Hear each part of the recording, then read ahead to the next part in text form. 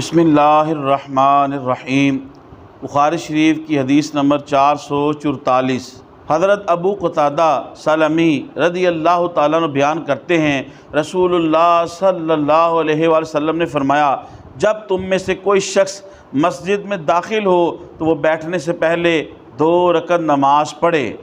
خواتین حضرات، علامہ ابن بطال مالکی رحمۃ اللہ علیہ آپ فرماتے ہیں، اس سے مراد یہ ہے کہ جب بھی کوئی شخص مسجد شریف کے اندر باوضو داخل ہو تو وہ 2 رکعت نماز تحیۃ المسجد پڑھے، اگر مکروہ وقت نہ ہو۔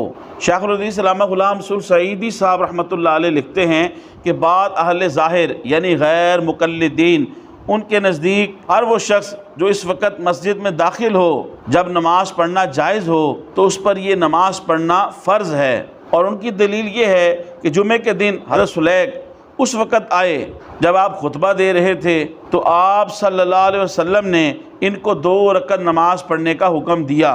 لیکن ایک اور روایت بھی ہے کہ جس میں ایک شخص گردنیں پھلانگتا ہوا آیا اور اس نے نماز نہیں پڑھی۔ مصنف ابن ابی شیبہ میں ہے، کئی جلیل القدر اصحاب مسجد شریف میں داخل ہوتے اور پھر باہر آتے اور نماز نہیں ادا فرماتے، تو اس سے یہ ثابت ہوا کہ یہ نماز پڑھنا مستحب ہے۔ حضور نے جو حکم دیا اس حکم کو استحباب پہ محمول کریں گے۔ مکروہ وقت نہ ہو تو تحیۃ المسجد پڑھیں، اس کی بہت زیادہ فضیلت ہے، برکت ہے، حضور کی سنت ہے۔ لیکن وقت ہونے کے باوجود اگر کسی نے ادا نہ کی تو وہ گناہ گار نہیں ہوگا۔